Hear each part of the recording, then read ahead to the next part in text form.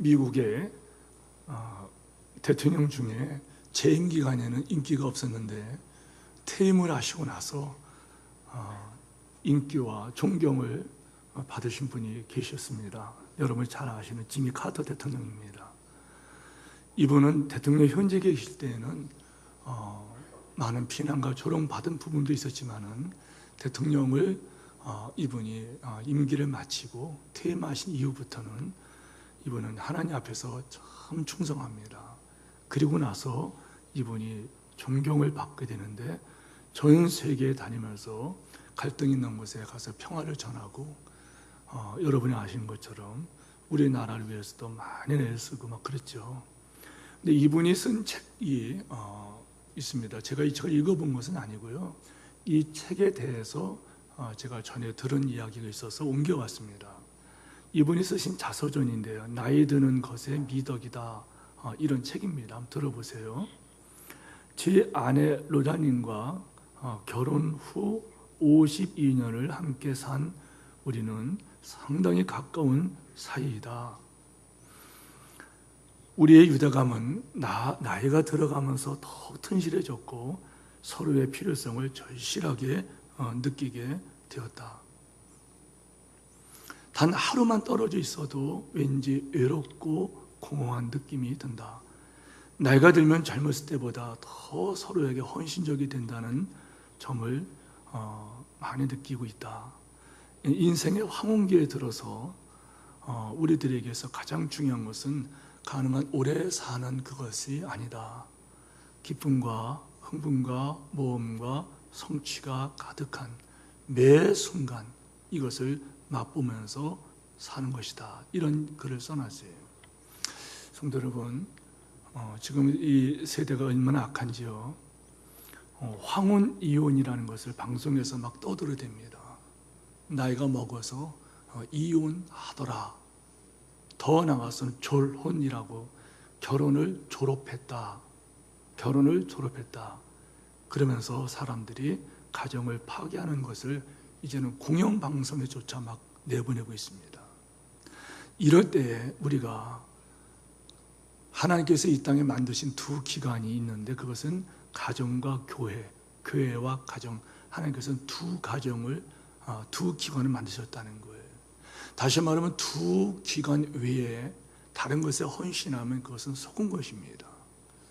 가정에게 헌신해야 되고 교회에 헌신해야 돼요.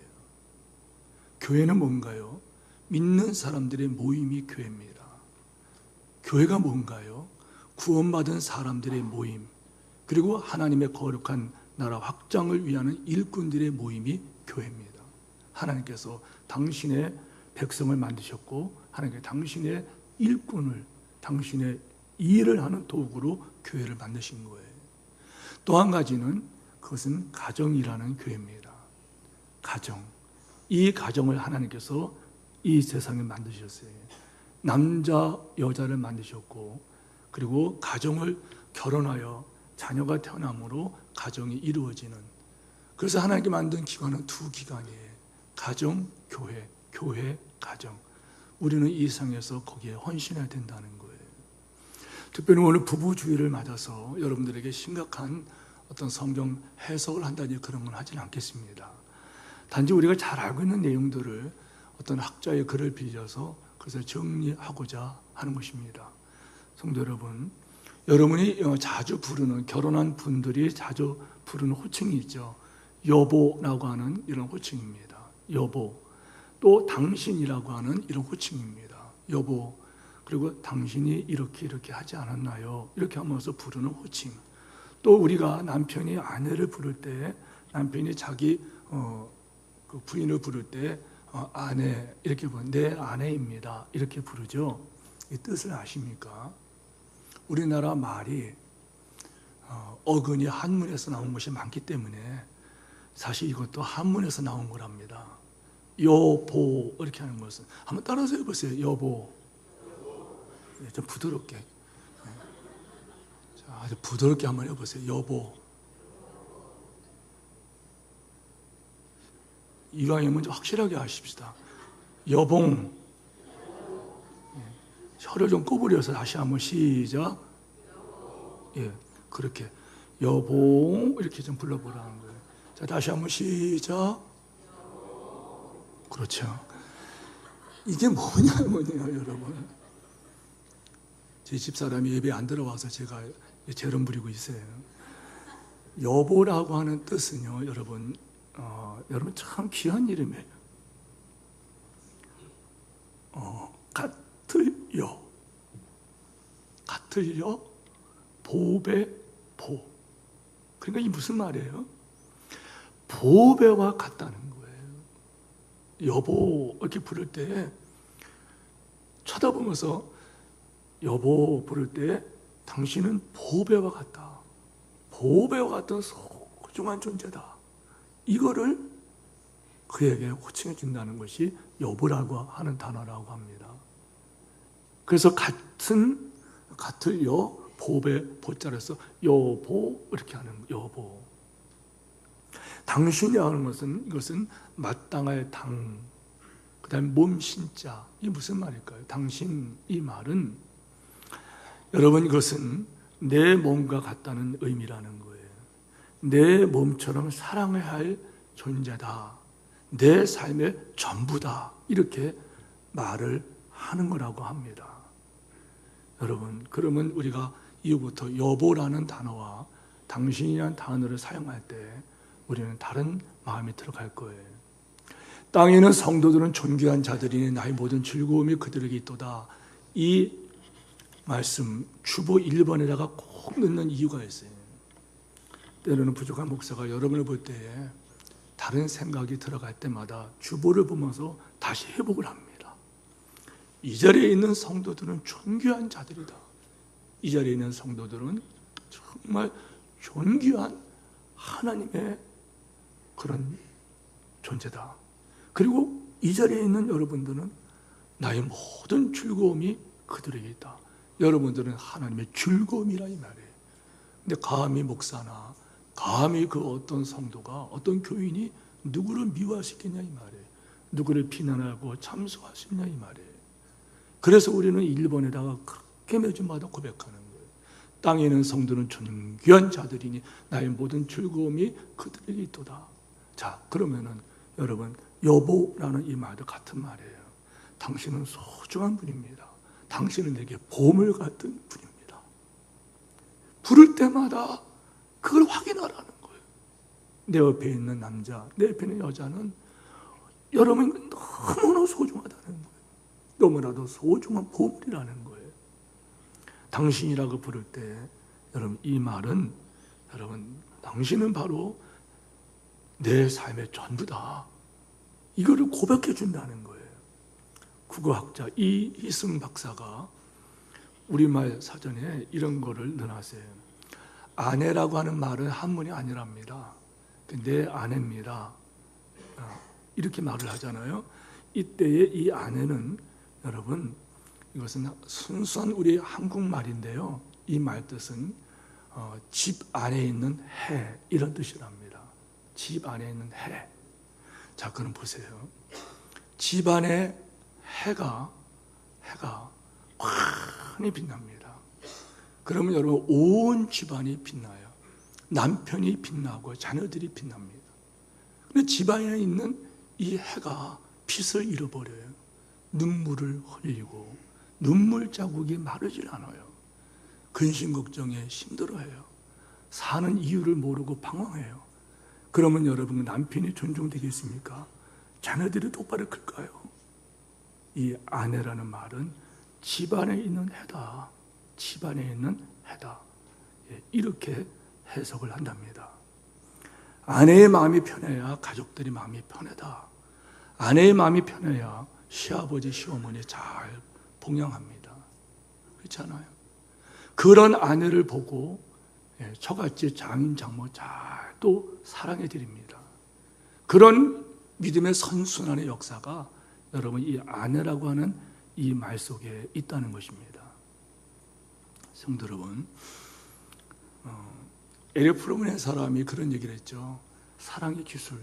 이 사랑의 기술이 이러니까 철부지 같은 청년들이 무슨 연애 무슨 소설인가, 연애 무슨 안내서인가, 그런데 몇 장 넘기다 보면은 대부분 그것을 내려놓게 돼요. 왜? 너무 어려워요.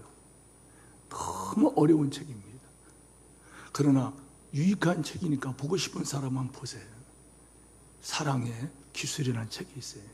그걸 보면은 사랑이 그냥 말로 하는 것이 아니에요. 그건 기술입니다. 기술이기 때문에 배워야 되고 훈련해야 된다는 거예요. 얼마 전에 우리 교회 강사가 다녀가셨죠. 목자 목녀 세미나 강사로 다녀가신 그분이 잠깐 언급한 분이 있어요. 게리 체프만 분이라고 하는 게리 체프먼, 이분은 목사님이고 이분이 저서가 5가지 사랑의 언어라는 이 저서가요, 영어권에서만 800만 권이 팔렸다 그래요. 그리고 번역된 걸 보면 수천만 권이 팔려나갔다고 합니다. 얼마 전에 이분을 서울에 있는 온누리교회에서 양재성전에서 이분을 모셔다가 가정 그 세미나를 했어요. 그리고 그때에 국민일보에서 이분을 인터뷰한 것을 이렇게 봤습니다. 이분은 이런 얘기를 합니다. 인간 누구나 고유의 언어 체계를 가지고 의사소통을 하듯 사람들이 사랑하는 방식에도 독특한 언어 체계가 있고 이를 통하여 사랑의 감정이 전달된다. 이런 말입니다. 우리나라는 여러분 국어를 쓰죠. 우리나라 국어, 한국말을 씁니다. 저 미국 그쪽에서는 영어를 씁니다. 중국에서는 중국어를 쓰고 일본에서는 일본말을 쓰고 또 다른 어떤 종족들은 자기들 나름의 어떤 언어들이 있다는 거예요.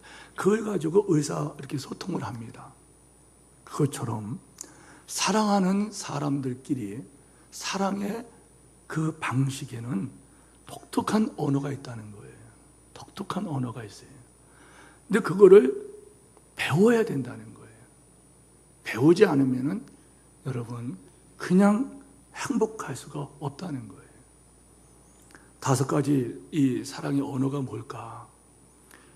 게리 체프먼 목사님의 이분이 그 글 쓴 거를 이렇게 읽으면서, 여러분 이분은 목사님이기 때문에 성경을 연구하고 가정의 사역자로서 이분이 정리한 그 5가지 사랑의 언어를 여러분에게 소개하면서 성경적 가정 그리고 행복한 부부 사이가 어떻게 만들어지는가를 함께 나누고자 합니다. 첫째, 여러분 5가지 언어를 여러분이 좀 암기하셔야 되는데요. 한번 따라서 하시 바랍니다. 인정하는 말. 예, 저 스크린에 인정하는 말이에요. 인정하는 말. 여러분 성경에 보면은 죽고 사는 것이 혀의 권세가 달려있다 그랬어요. 죽고 사는 것이 이 혀의 권세가, 혀의 능력이 달려있다. 혀를 쓰기 좋아하는 자는 혀의 열매를 먹으리라. 유순한 대답은 분노를 쉬게 하여도 과격한 말은 노를 격동하게 하느니라. 예를 들어서요, 이런 겁니다. 어떤 사람에게는 그 어떤 것보다, 한번 따라서 해보세요. 어떤 것보다, 어떤 것보다, 어떤 사람에게는 다 다르다는 거예요. 10세기에 여러분 여기에 남녀가 다르지 않습니까? 제가 전에 어떤 공부하는 과정, 그 박사 과정이 있어서 공부할 때 숙제가 뭐냐면은 화성에서 온 남자, 금성에서 온 여자라고 하는 그런 책을 읽고 써머리하는 거예요. 근데 그 책을 읽으면서 제가 처음에는 이렇게 가볍게 읽다가 나중에 울컥하더라고요. 제가 제 집사람을 그렇게 구박을 했더라고요. 그러면서 하는 말이 난 당신을 사랑해서 이렇게 하는 거라고 이렇게 했더라고요. 내 집사람은 힘들어하고 울었다는 거예요. 너무 다르다는 거예요. 이 자리에는 믿음이 큰 분이 있고 믿음이 어린 분도 있어요. 이 자리에는 자란 환경이 다 다른 분들이 여기 모인 거예요. 그런데 여러분 제일 먼저 중요한 것은 뭐냐면 인정하는 말. 자 보세요. 이렇게 말합니다. 당신이 세상에서 요리를 제일 잘하는 사람일 거야. 당신은 최고의 엄마고, 그리고 당신은 그 옷을 입으니까는 너무 이쁘다. 회사에서 당신 때문에 그 옷을 만들었나 보다. 이렇게 말을 해주면은 여러분 상대방이 굉장히 행복하다는 거예요. 그런데 다른 것을 좀 말씀드릴게요. 제가 좀 써온 건데 이거는 뭐 기분 나쁘면은 이해하십시오. 제가 만든 말입니다. 호박에 줄 친다고 수박 되니? 너는 왜 옷을 입는 것마다 그 모양이냐? 이러지 마시고, 진짜 그것은 너무 이쁘다. 정말 당신은 잘 어울려. 그걸 보기 싫으면 나중에 슬그머니 잘라버리든지, 감춰버리든지 그러면 좋은데, 근데 그 면전에서 그런다는 거예요. 야, 이 반찬이 왜 이 모양이냐? 다른 건 없어? 요리에 자신이 없으면은 반찬 가게 와서 그냥 사 먹든지 그렇게 해. 이러지 말고요. 세상에서 당신은 감자 요리는 가장 당신이 잘하는 것 같아. 제 집사람이 이거는 우리 교회뿐만 아니라 유성 구민이 다 아는 거고 대전 시민이 인정하는 거예요. 반찬 못합니다. 아직도 김치를 못 담궈요. 그러면서 하는 말이 내가 담근 맛이 없어서 안 담그는 거야 이렇게 말합니다. 그런데 한 가지는 잘해요. 부침개는 대한민국에서 가장 잘할 거예요. 요즘은 이제 안 해줍니다. 근데 귀찮아서 그런지 전에는요. 왜 부침개를 그렇게 잘하는지 얇게 해가지고서 바삭바삭하게 하고 너무너무 잘하는 거예요. 그래서 부침개 잘한다 그랬더니 부침개만 얼마 동안 먹었어요. 그래서 그다음부터 말을 안 했더니 안 해주는데 자, 아이고 어쩌다 한번 설거지 가지고 생색내기는 다른 옆집 가봐라 한번. 그 남자는 집에 들어올 때마다 매일 저녁 설거지 한다 하더라. 이러지 마시고 당신이 세상에서 나를 사랑하는 유일한 사람이야. 저녁에 당신이 와 설거지 해주니까 너무 고마워. 눈물 나네. 이거 눈물 난 거 봐. 한번 하라는 거예요. 남자가 칭찬받고 싶어서 이렇게 쳐다보고 하는데 뭘 쳐다보냐고. 성도 여러분, 이 말 들으세요. 사람을 자기가 원하는 것을 하는 것이 사랑이 아니에요. 우리는 착각을 해요. 제가 아파하는 것도 이거예요. 사랑은 당신이 원하는 것을 하는 것이 아니라 그 사람이 원하는 것을 해주는 것이 사랑이라 하면 하십시오. 예수님께서 이 땅에 왜 오셨나요? 공의로 말하면 우리는 소망이 없어요.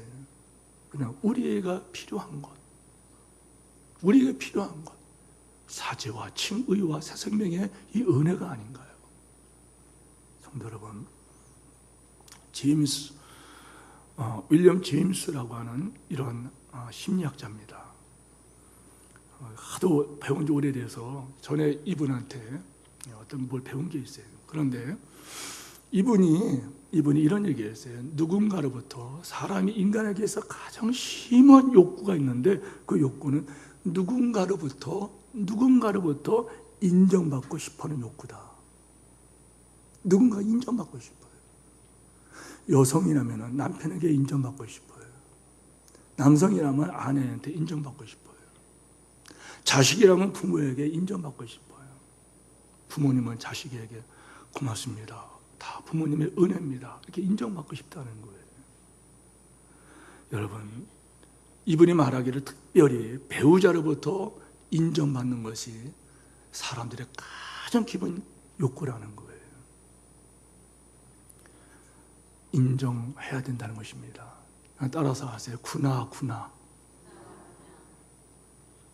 구나가 뭐냐면 그걸 알죠. 그렇구나.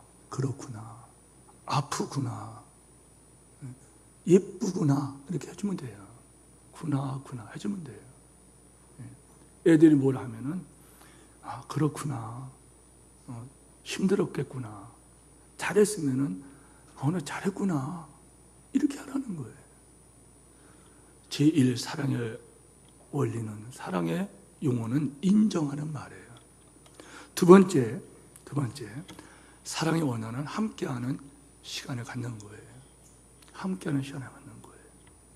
들어보세요. 제 아내는 좋은 엄마이고 요리도 잘하는 아주 훌륭한 가정주부입니다. 하지만 그녀는 내가 일을 그렇게 열심히 하는데도 고마워하지 않아요.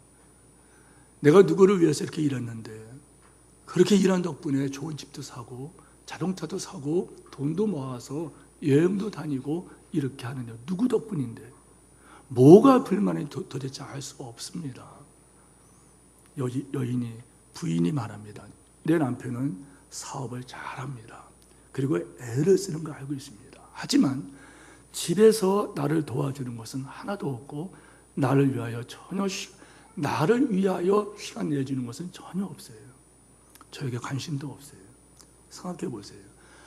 만약에 내가 남편이 나를 사랑하기 위해서 나와 함께하는 시간이 가져주지 않는다면 좋은 집이 무엇이며 좋은 차가 무엇이며 내게는 선물이 무슨 의미가 있느냐, 이런 말이에요. 그녀가 바라는 것은 여러분 많은 걸 바라는 게 아니에요. 함께하는 그런 공간, 함께하는 그런 시간들, 이걸 원하는 거예요. 저도 역시 그래요. 집에 가면은 집사람이 뭐 이런 말 저런 말, 그런 거는 핵심과 요점만 말해줘 그래요. 그리고 뭐라고 하는지 힘들어 그래요. 그리고 듣고 싶지 않고 그래요. 근데 문득 돌아보면은 참 잘못한 거예요. 자, 이런 예를 한번 들게요. 어떤 사람이 우리 식당에 밥 먹으러 가자. 자, 식당에는 밥 먹으러 가는 거예요. 그렇죠? 식당에는 밥 먹으러 갑니다. 식당에 밥 먹으러 가는데 어떤 사람이 식당에 가서 밥을 먹는데 밥 먹고 와요. 따라서 해보세요. 밥을 먹는데 밥만 먹고 온다. 밥을 먹으러 갔어요. 그러니까 충실하게 밥만 먹고 왔어요. 어떤 부부는 그런데 식당에 가서 밥을 먹으면서 거기서 서로 쳐다봅니다. 대화를 합니다. 여러분, 뭐가 다르죠? 뭐가 다른 것입니까? 남편이 가진 직업의 목표와 성공을 없애라는 게 아니에요. 단지 아내와 자녀와 그 성공, 그 목표를 공유해야 된다는 거예요. 배우자가 어떤 요구를 할 때 여러분, 우리에게 필요한 것은 뭐냐면은 함께 하는 시간, 공간이라는 거예요. 자, 세 번째 사랑의 언어가 뭐냐면요. 이거는 다 다른 겁니다. 다른 거예요. 그래서 5가지 언어가 있으면 저 나왔네. 따라서 해서 선물하기. 저는 지금도 누가 무슨 선물을 하면은 전 낯설어합니다. 저는 저 3번째 언어는 저하고 좀 그런 것 같아요. 근데 어떤 사람은 선물에 목매는 사람이 있어요. 예를 들어서 오늘 내가 생일이에요. 생일인데 남편은 밥 줘 하고더니 늦어서 그냥 나가는 거예요. 그 저녁에 들어와서 밥 줘 끝입니다. 뭐가 빠졌죠? 선물이 빠졌어요. 여러분, 선물이 뭐예요? 얼마 전에 어떤 친구 목사님이 저한테 작은 어떤 선물을 보내왔어요. 아무 거대 글도 없어요. 그냥 선물 보내왔어요. 그냥 미안하더라고요. 그분이 선물을 보내실 때 그 목사님이 어떤 모임에 가서 제가 어떤 좀 몸이 좀 약하다 그랬더니 자기가 아끼는 걸 보내준 거예요. 그런데 저는 미안하더라고요. 저는 그분을 생각한 일이 없거든요. 근데 그분은 잊지 않고 생각을 했던 거예요. 그래서 선물을 보내온 거예요. 선물을 받으면서 가슴이 먹먹하더라고요. 참 미안하고 고맙다. 여러분, 선물이 뭡니까? 선물은 나를 생각하고 있다는 거예요. 그가 나를 생각하고 있다는 거예요. 뭐 선물한다고 해서 여러분들 뭐 집을 사주고 뭐 좋은 자가용을 사주고 뭐 비싼 반지를 사주고 그런 게 아니더라도 내 남편이, 내 아내가 나를 기억하고 있구나. 내 존재를 기억하고 있구나. 그래서 선물이라는 것도 이것이 사랑의 언어라는 거예요. 실제로 이것을 우리가 해야 된다는 거예요. 여러분, 뇌물과 선물의 차이를 아십니까? 뇌물과 선물 둘 다 여러분 돈 내고 받는 게 아니죠. 뇌물을 받았다 그래요. 이 핸드폰을 제 딸 사위 내이한테 핸드폰을 선물 받았어요. 가만히 생각해봤어요. 이게 뇌물일까? 선물일까? 여러분 어떻게 생각하십니까? 이게 뇌물인가? 선물인가? 뇌물이면은 저 아이들이 어떤 대가를 요구할 거예요. 그리고 그게 안 되면은 그때부터 갈등이 일어나고 저하고 갈등을 할 겁니다. 표현 안 하더라도 그냥 어떤 갈등이 나타날 거예요. 그러나 이것이 순수한 선물이라면은 여러분 이것을 사용하는 아버지 모습을 보면서 행복해할 거예요. 오늘 여러분 선물이라는 것은 여러분 특징이 공짜라고 배웠죠. 공짜예요. 선물이라는 것은 말 그대로 공짜고요. 선물이라는 것은 사랑하기 때문에 대가를 요구하지 않고 그냥 주는 겁니다. 연약할 때 부족하더라도 약할지라도 허물이 많더라도 그래서 사랑해 주는 것이 선물이에요. 세 번째 언어는 선물입니다. 자, 복습 다시 제일 먼저 뭐라고 했습니까? 사랑의 언어가 첫째 잘하시네. 두 번째 함께하는 시간. 세 번째 선물하기. 네 번째는 여러분 봉사, 섬김. 세상에서는 봉사라는 말을 쓰고 우리는 섬김만 말을 써요. 아침에 일어났는데 여러분 정성스럽게 아내가 커피 한 잔을 다 주는 겁니다. 그리고 아침에 출근하려고 그러는데 저녁에 아주 깨끗하게 빠른 와이셔츠를 다리미질을 잘 해오고서 주는 거예요. 이런 행동에 감사하고 사랑을 느끼는 거죠. 이런 사람들이 있다는 거예요. 천마디 말보다 하나의 어떤 섬김을 받을 때 우리는 거기서 깊은 사랑을 느낀다는 거예요. 예수님은 어떻게 하셨나요? 예수님께서 저녁 잡수시던 자리에서 일어나셔서 그리고 예수님께서 겉옷을 벗고 수건을 가져다가 허리에 두르시고 대야에 물을 떠다가 그 제자들의 발을 쭉 닦아줬습니다. 여러분 여기는 배경이 있어요. 중동에서는요 여러분 샌들을 신어요. 슬리퍼를 신는다는 거예요. 그래서 그들은 발이 더러워요. 저녁에 들어오면 그들은 무엇보다도 제일 먼저 그들은 발을 닦아야 돼요. 발을 닦고 나서 그들은 식사를 합니다. 그런데 이 제자들은 어떻게 하나요? 자리에 일어나지 않아요. 내가 왜 닦아줘 이거예요. 그러면서 서로 눈치 보다가 시간이 흘러서 밥을 먹게 되었다는 거예요. 그때 예수님께서 벌떡 일어나셔서 그들의 발을 닦아주시지 않습니까? 여러분 바로 그걸 말하는 거예요. 그 섬김이 사랑의 언어라는 거예요. 여러분 마가복음에 이런 말씀이 있어요. 너희 중에는 그렇지 아니하니 너희 중에 이렇게 크고자 하는 사람은 섬기는 자가 되고 으뜸되고자 하는 사람은 다른 사람의 종이 되어야 된다. 이렇게 말씀하셨어요. 그러면서 하신 말씀은 인자는 섬김을 받으러 온 것이 아니라 섬기러 왔다. 섬기러 왔다. 심지어 어디까지 목숨을 내는 데까지 섬기려 오셨다는 거예요. 그렇다면 우리가 예수 백성인데요. 우리가 예수 나라 백성들인데 우리가 예수 종족인데 예수의 별명이 뭔지 아십니까? 섬김의 왕이십니다. 그러면 섬기러 오신 분의 십자가를 죽기까지 섬겨주셨어요. 여러분이 이 교회에 왔다는 것은 여러분 섬기기 위해서 오시는 거예요. 근데 요즘은 안 그러죠. 빈입빈 부익부 현상이만 나타나죠. 대형교회는 점점 대형교회가 되죠. 메가처치가 됩니다. 개척교회 안 된다 그러죠. 교회가 자꾸만 쫄아든다 그러죠. 왜요? 대형교회 가면은 시스템이 거의 인간적으로 완벽하죠. 건물 시스템, 그리고 모든 조직, 토탈 서비스가 가능하다 그래요. 얼마 전에 저 둔산에 있는 큰 우리 교단 교회 들은 소리예요. 우리 교회에 오면은 변호사가 많아요.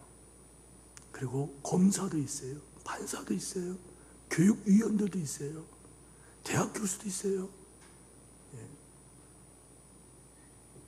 그래서 거기 오면은 다 해결된다는 거예요. 아프면 의사들이 많아요. 다 해결된다는 거예요. 그거는 섬기러 가는 것이 아니라 혜택 보러 가는 거예요. 그러나 우리 예수 믿는 사람들은 왜 결혼하나요? 섬기기 위해서 결혼해요. 아멘 하십시오. 목적이 뭐냐? 섬기기 위해서 결혼하는 거예요.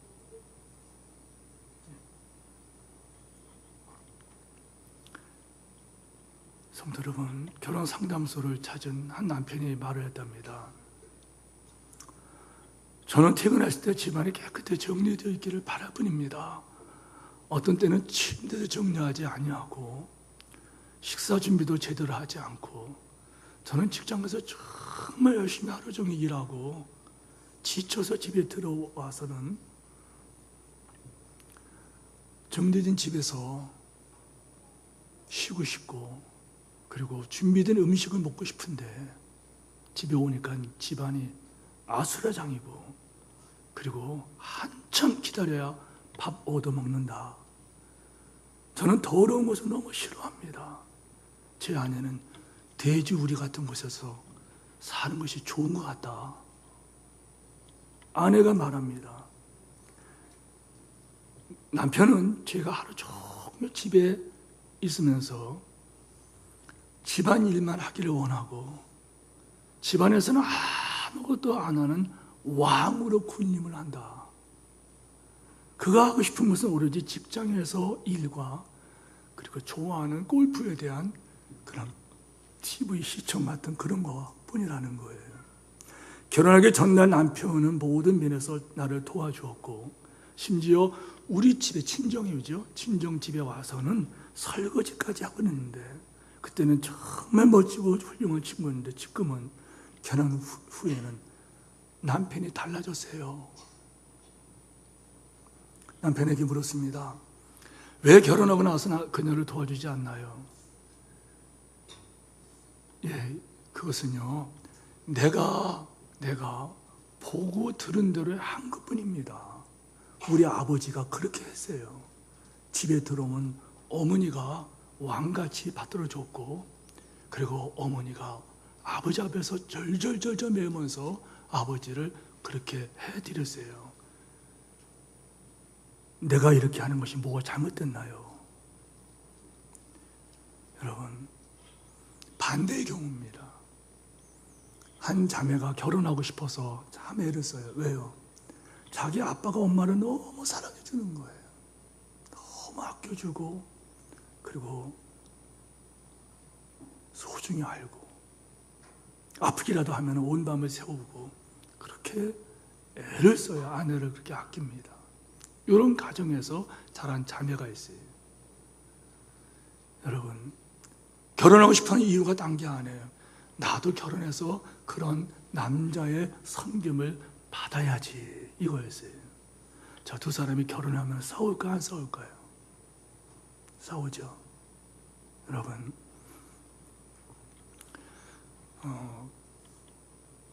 부부의 삶이라는 거기에 보면 그림이 하나 나와요. 이게 삼각형입니다. 이게 삼각형. 이게 삼각형인데 여러분 이거 뭔지 말씀드릴게요. 여러분들 남편이 여러분의 아빠가 아니에요. 여기 우리 주부들, 우리 아내 되신 분들 잘 새겨 들으세요. 여러분의 남편이 여러분의 아버지가 아니고 또 우리 남편들 잘 기억하세요. 여러분의 아내가 여러분의 어머니가 아닙니다. 알겠습니까? 근데 우리는 자꾸만 아내를 뭘로 알아요? 어머니로 알아요. 어머니를 안다는 거예요. 그래서 부탁이 아니라 뭐 합니까? 부탁이 아니라 요구를 합니다. 안 해요. 부탁해야 되는 거예요. 요구할 권한이 없어요. 왜요? 우리의 만남은 남편, 결혼해서 남자가 되어서 살아가고 결혼해서 아내가 되어 살아갈 때는 여러분 그것은 성직이라고 그랬어요. 남자가 결혼해서 남편이 되고 여자가 결혼해서 아내가 될 때에 이것은 남편들아 네 아내 사랑하기를 그리스도께서 교회를 위하여 자신을 주신 것 같이 알아. 아내들아 네 남편을 이렇게 순종하고 그리고 네 남편을 사랑하라 이렇게 말씀했어요. 결혼의 목적은 뭐냐면은 섬기기 위해서 사랑하기 위해서 결혼하는 거예요. 그런데 우리는 어떻게 해요? 남편을 아빠로 알고 또 아내를 엄마로 안다는 거예요. 그렇지 않아요. 여러분 이렇게 삼각형인데요. 우리는 하나님을 바라보고 같이 가는 것입니다. 알겠습니까? 예. 같이 갈 때에 서로 쳐다보면은 점점 멀어집니다.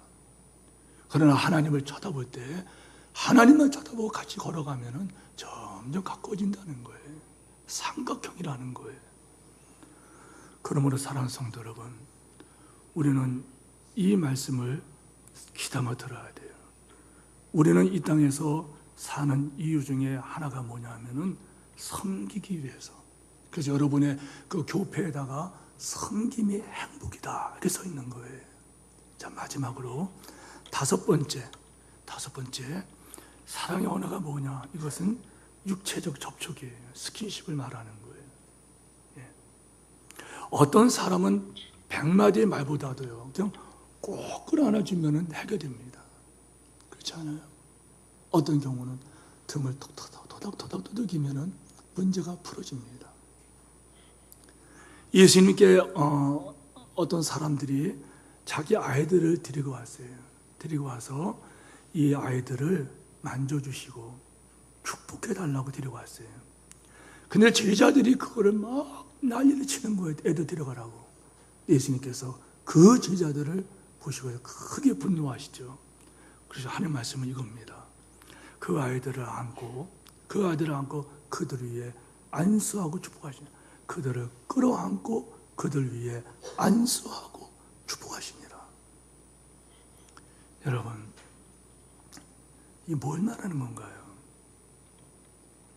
제가 두 분의 이야기를 좀 해드릴게요. 박성수 집사님이라고 지금 장로님이 되셨는데요. 근데 이분이 서울대학교 사범대 교수하시고 이분이 전도대학교인가요? 총장 하심을 알고 있는데요. 우리나라에서는 심리학에서는 교육심리학에서는 아주 대가죠. 행동발달연구소 소장을 아주 초대하시고 대단한 분입니다. 근데 이분이 그런 얘기를 하셨어요. 여러분, 아이들을 키울 때 끌어안아주고 그리고 등을 두들겨주고 그리고 사랑한다는 말을 하면서 사랑을 받고 큰아이와 그렇지 않은 아이의 장래는 전혀 다르다는 거예요. 저는 이것을 저는 사랑인자라 행복인자라 이렇게 표현하는데요. 그 교수님은 어떻게 표현하는지 모르겠어요. 저는 그렇게 공부를 하면서 배웠어요. 근데 그 교수님께서 그런 말씀을 해요. 어릴 때에 하나님의 사랑, 하나님이 나를 사랑하셨다. 이거를 뭘로 아느냐? 부모님이 나를 사랑하시는 걸 보고 그 아이들이 그거를 체험한다는 거예요. 이런 아이들은요, 나이가 먹어서 이 땅을 살아갈 때 어떤 환경에 노출되더라도 그들은 행복하답니다. 반대로 어릴 때 그런 전폭적인 사랑과 지지와 그리고 공감을 받지 못한 아이들이 자랍니다. 그 아이들이 자라서 유산도 물려받고 재산도 있고 그리고 그가 어떤 직분을 받지라도 여러분 그 아이는 불행하답니다. 왜요? 속에 행복이 없어요. 행복이 없습니다. 성균관 의대 교수하시다가 은퇴하신 이시영 박사라고 여러분 아시죠? 이분이 책을 썼는데 이런 책이에요. 세라토닌 하라. 세라토닌. 그래서 이분이 그 책에 이런 결론을 내렸어요. 사람을 움직이는 것은 감정이고 감정을 움직이는 것은 뇌다. 그런데 문제는 남자의 뇌를 움직이는 호르몬과 여자의 뇌를 움직이는 호르몬이 다르다는 거예요. 실제적인 예를 들어볼게요. 책을 보신 분들은 더 쉽게 이해될 텐데, 화성에서 온 남자, 그리고 금성에서 온 여자라는 부분은 전혀 동문서답하고 있죠, 이 부부가요. 어느 날 아내가 남편에게 물었습니다. 여보, 당신이 다시 태어나면 그래도 나와 결혼해 줄 거지? 남편이 하는 말입니다. 쳐다보면서 그게 말이 되냐? 우리는 죽으면 다시 태어나지 않아. 인생은 한 번뿐이야. 쓸데없는 말하지 말고 그럴 시간이 있으면 청소나 하고 애들이나 잘 챙기고 살림이나 잘해. 며칠 후 남편이 늦게 집에 들어왔어요. 그때 퇴근하는 이 남편을 보고 아내가 하루 종일 근심하다가 늦게 집에 반가워서 쫓아와서 물었어요. 오늘 누구 만나라고 이렇게 늦었어요? 저녁 식사나 했어요? 뭘 먹었어요? 남편이 버럭 화를 내면서 말을 했답니다. 말하면 당신이 그 사람 누군지 알아? 아니, 그리고 이미 먹어버린 그 음식 소화됐는데 그거 알아서 뭐 할 거야? 아내가 슬픈 소리를 말합니다. 그러네요. 내가 바보였네요. 그 사람이 누군지 알아서 뭐 하겠어요? 당신이 밖에서 뭘 먹었는지 그게 뭐가 중요하겠어요? 성도 여러분, 우리는 이렇게 때로는 격하게, 때로는 토닥거린다랄까요? 우리는 싸움을 하면서도 우리는 이 땅에서 부부의 이거를 연을 맺어갑니다. 성경보다 갑자기 그런 질문을 왜 이혼 안 하셨어요? 왜 이혼을 해요? 그래요. 그러나 답이 뭔지 아십니까? 이제부터는 둘이 아니요 하나라. 하나님께서 짝지어준 걸 사람이 나누지 못할지니라. 아멘 하십시다. 하나님께서 이혼하지 말라기 때문에 이혼 안 했습니다. 이게 정답이라는 거예요. 그렇다면 여러분 보세요. 남편을 만나세요. 아내를 만나세요. 세월이 흐릅니다. 그리고 어느 시간에는, 어느 시점에서는 삶을 정리하게 됩니다. 세상을 떠날 날이 당한다는 거죠. 세상을 떠나는 그때에 남편과 아내의 이 계약도 여러분 끊어집니다. 그때 이기주의고 자기중심적이고 살아왔던 우리의 시간들, 그리고 삶의 여정에 쌓여있던 그 앙금들, 그것이 참으로 후회로 다가올 거예요. 이걸로 끝나지 않는다는 거예요. 문제는 이 상에서의 우리의 삶의 기록이 남편이라는 직분을, 아내라는 직분을 감당한 이것이 훗날에 하나님 앞에 그게 다 드러난다는 거예요. 결과는 뭔지 아십니까? 여러분, 남편이 내 아내 때문에 하나님 감사해요. 왜 나를 이렇게 사랑하십니까? 이런 고백이 남편 입에서 나와야 되고, 아내 입에서 하나님 왜 나를 이렇게 사랑합니까? 남편의 끊임없는 섬김과 사랑 때문에 이 아내가 하나님 감사합니다. 이렇게 눈물이 터져야 된다는 거예요. 이럴 때 하나님께서는 하늘 상급을 주신다는 것입니다.